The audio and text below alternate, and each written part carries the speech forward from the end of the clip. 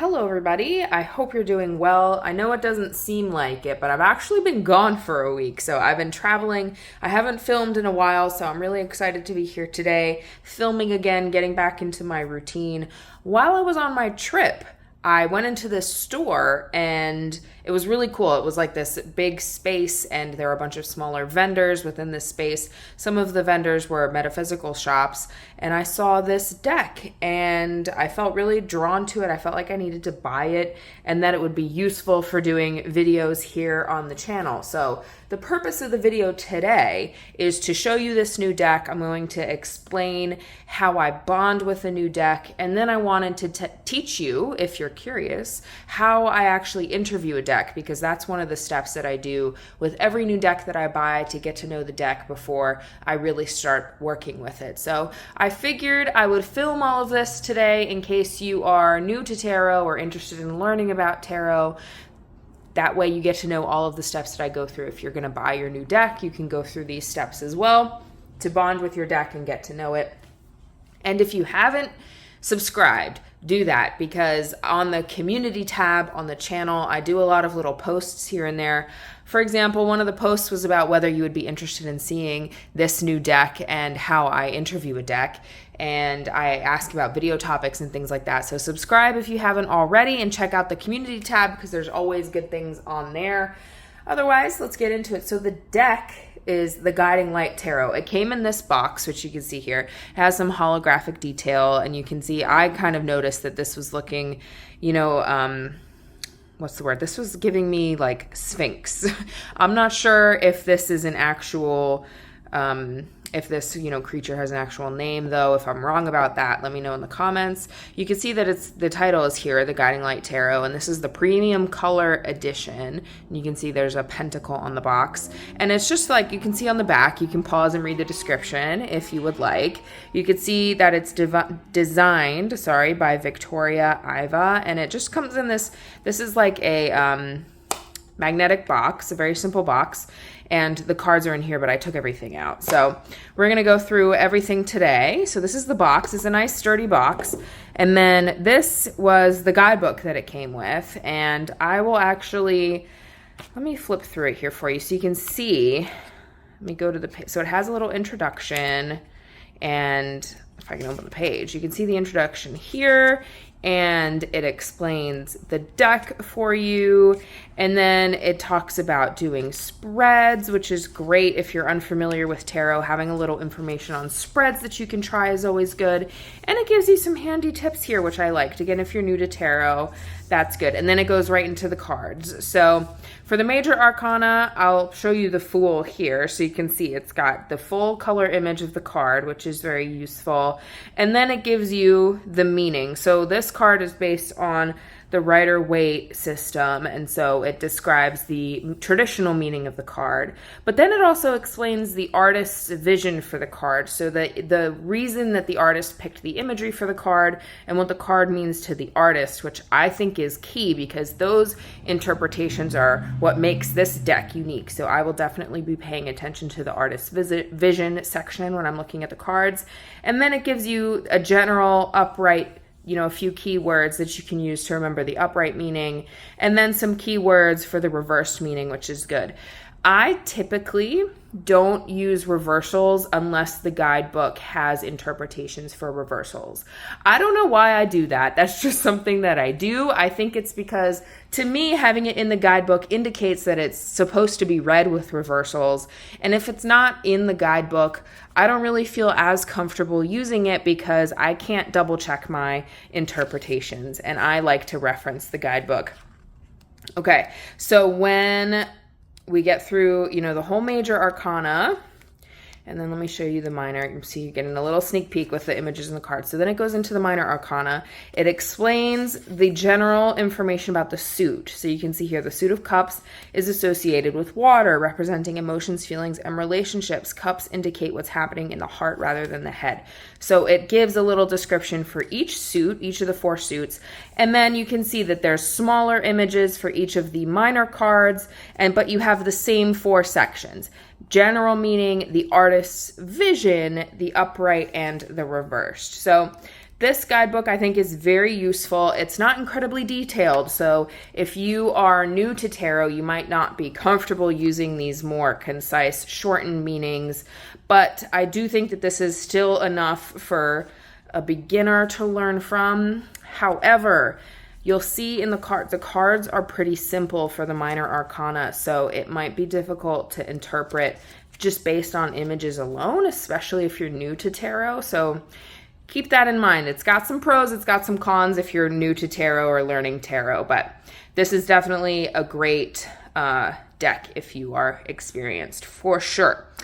I think that the images in these cards they definitely evoke something in me.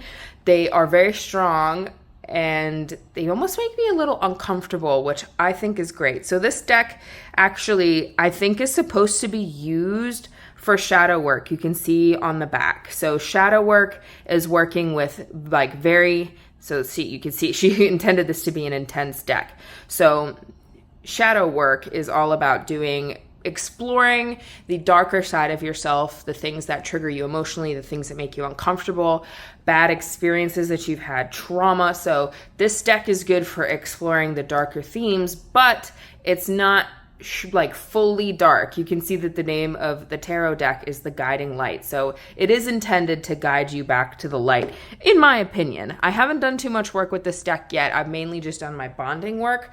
So I'm going to show you. It also comes, so this is the back of the cards.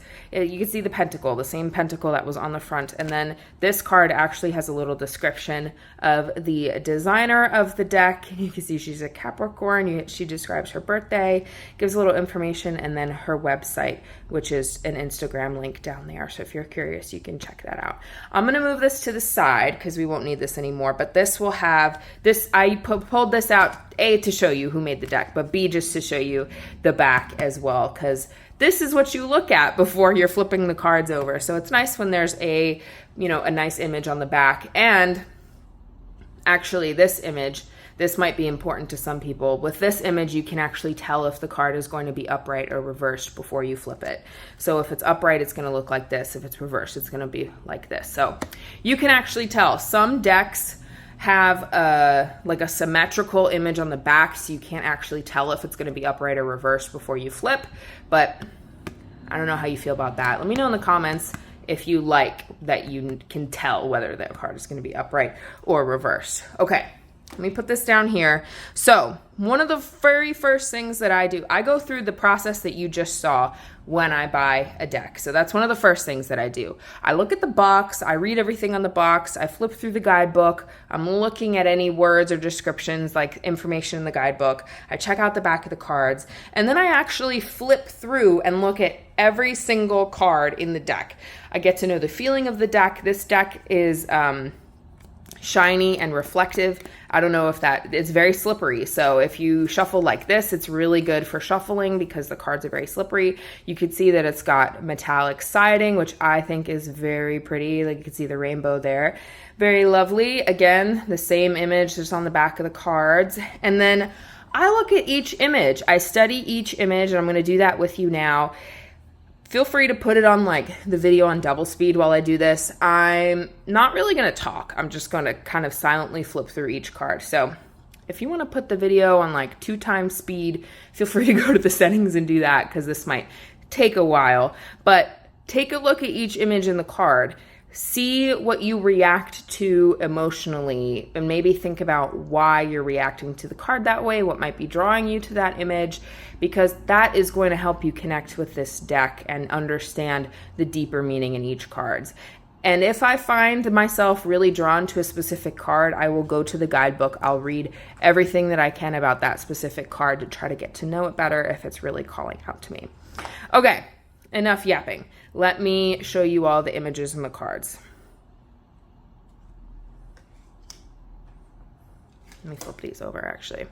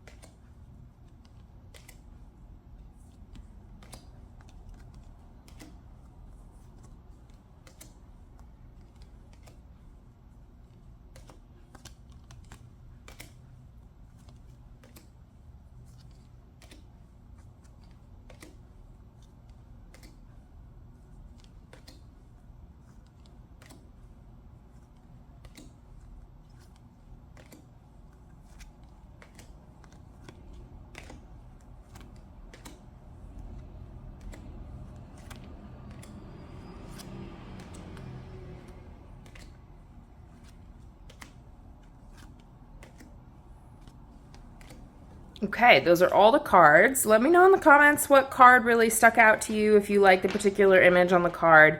You could tell that while I was flipping through them, that the cards almost kind of stuck together sometimes. So keep that in mind if you're considering buying this deck as well. These are all things that you might want to look out for, especially if you're doing like a lot of shuffling, a lot of work with the cards. Those little differences can sometimes make a big difference for each person. So I do that again for every new deck that I get. I take a flip through each of the cards. I look at the images. I try to meditate on each image as much as I can. And today was just a quick flip through. If you wanted to pause during, when I was showing some card, I hope you did pause and took a closer look at it.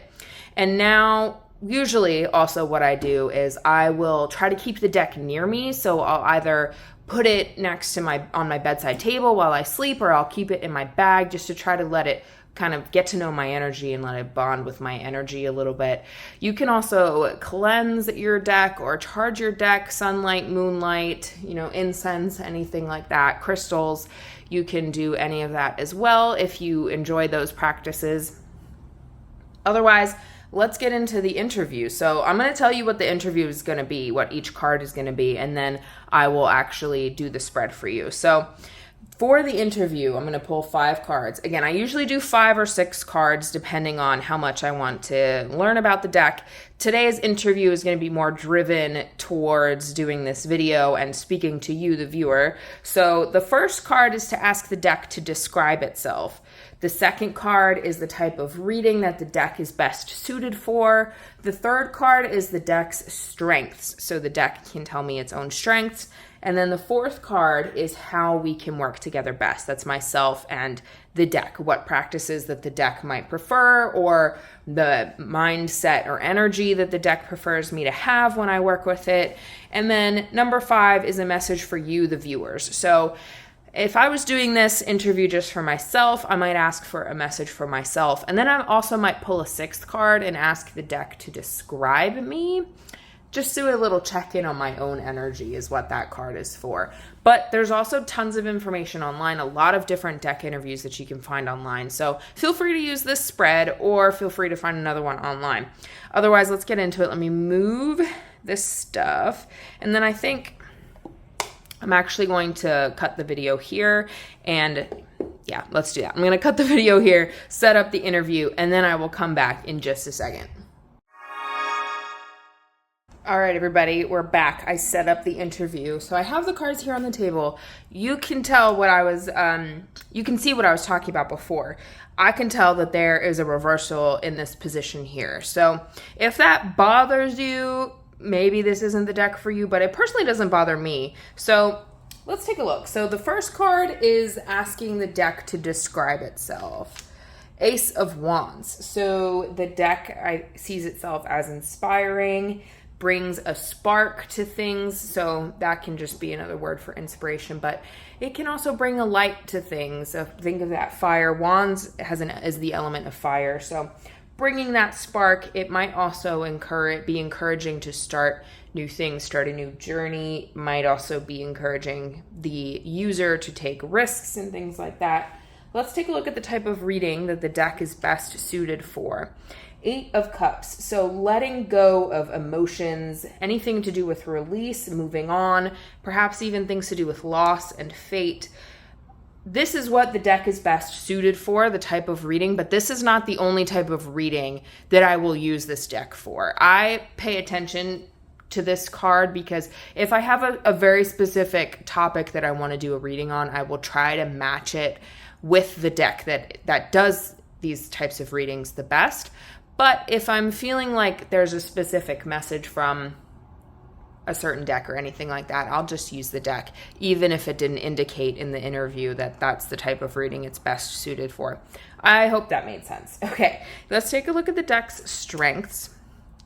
Wheel of Fortune. Okay, so the deck I think is good at illustrating for the viewer certain lessons in fate, perhaps connecting with higher forces, higher powers, illustrating the cycles that the user might be experiencing in life, and maybe even making predictions, because the Wheel of Fate, like the Wheel of Fortune, is all about things that are happening beyond the user's control. These are external forces. So it's interesting that this is a strength of the deck. So perhaps this deck would be really good at making predictions since it's good at connecting with those external forces. Let's take a look at how I can work together best with this deck. Queen of Swords reversed. Okay, so I have to be a little cold-hearted and a little insensitive.